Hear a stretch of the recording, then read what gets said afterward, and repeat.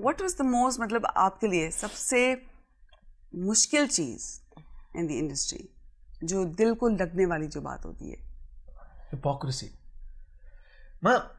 मेरी एक आदत है, बल्कि बीमारी है, if a sufferer and money comes to your show और यू मीट देम, मैं किसी की बुराई नहीं सुनता। अगर कोई किसी की बुराई कर रहा है तो मैं नहीं सुनता, मैं उठ के चले जाता हूँ।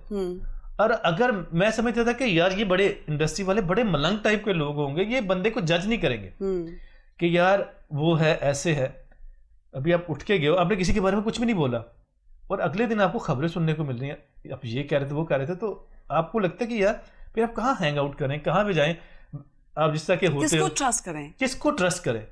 ये एक था गेम। तो वो हिपोक्रेसी लोगों की मुझे समझ में नहीं आती कि आपके मुंह पे अभी।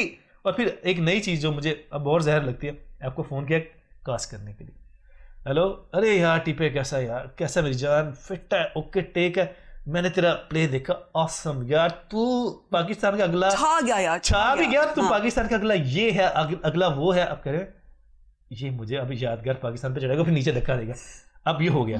अब आपने प्ले वो कर लिया, उसके बाद आई पैसे लेने की बारी। अब उसी यार को आप फोन करते हो कि यार आपको उसने 15 दिन क्या कहा था, 20 दिन के बाद कह रहे ताकि उसको पता लगे कि नहीं सीन ओके है। आप उसको कहते हेलो, फोन ही नहीं कोई बंदा उठा रहा, आप किसी और के नंबर से फोन उठा कर रहे हो। उसको फोन किया आपने कि यार भाई वो मैं वही बोल रहा हूँ, आदमी जिसको आप कह रहे थे सेट है। हाँ भाई यार, बस वो फिर जो होता है ना कि आप एक्सप्लेन कर दो कि यार महीने बाद हो जाएगा, 2 महीने बाद हो जाएगा, लोग फोन नहीं उठाते, ऐसा नहीं करते, वो थोड़ा सा बुरा लगता है। और आपकी बात जो मुझे बहुत अच्छी लगी, हालांकि इस फील्ड में बड़ा मुश्किल होता है, शायद लोगों को अंदाज़ा नहीं है, जब जो हमारे आर्टिस्ट जो हैं और वो इसी पे अपनी ज़िंदगी गुजार रहे हैं, कमाई तो यहीं से आ रही है, और जितनी मुश्किल वो जिंदगी है कि आपको कुछ नहीं पता होता कि आज शाम की रोटी आपको मिलेगी या नहीं मिलेगी। कुछ लोग ऐसे भी होते हैं और कुछ दिन ऐसे आते हैं जो आपको वाकई में नहीं पता कि मेरे साथ क्या होने वाला है। हाँ, तो और अब माशाल्लाह अब आपने शादी कर ली है, मुबारक हो आपको। Thank you very much. तो आपकी बेगम क्या कहती है कि भाई अब टीपू आप सुधर जाओ, आप कुछ और काम कर लो, नहीं या नहीं, और शी सपोर्ट्स यू?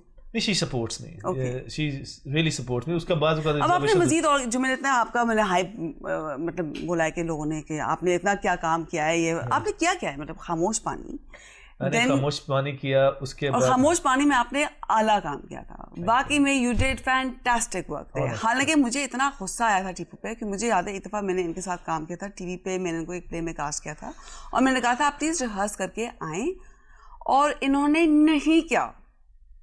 देखिए मैंने आपको उस वक्त भी कहा था कि कभी कभी सचिन तेंदुलकर भी फाइनल में 0 पर आउट हो जाता है और ऐसा हुआ था वर्ल्ड कप के फाइनल में। बिल्कुल, लेकिन now things have changed. Things have changed. We worked after that and we had a blast. Yes, absolutely.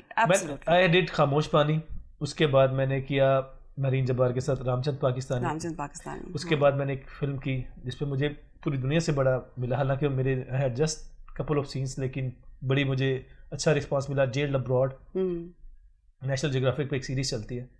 फिर मैंने किया, अभी एक फिल्म की थी, एक हमारा बाहर से दोस्त न्यूयॉर्क फिल्म अकेडमी से पढ़कर आया था, कमाल, और उसके साथ एक अंग्रेज लड़का था, उसका नाम मुझे भूल गया है। उस I play the lead in that, including me, Rehan Sheikh and Rashid Farooqui. Brilliant film.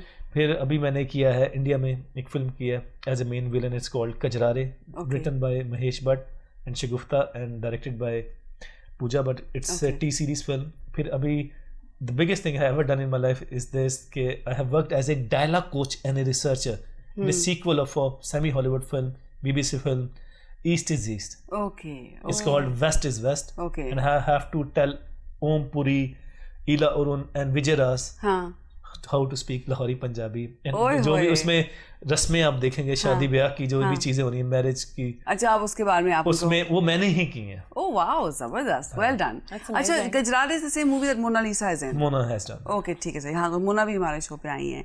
Okay, I think now perhaps it's time for a break and then we want to get into some personal conversation with both our guests.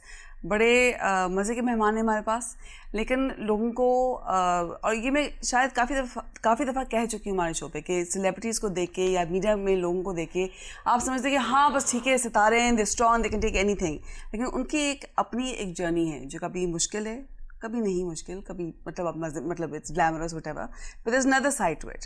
उस दूसरे पहलू को थोड़ा सा पहचानने के लिए आप please stay with us to watch new reservations. I am Ayesha Alam Khan.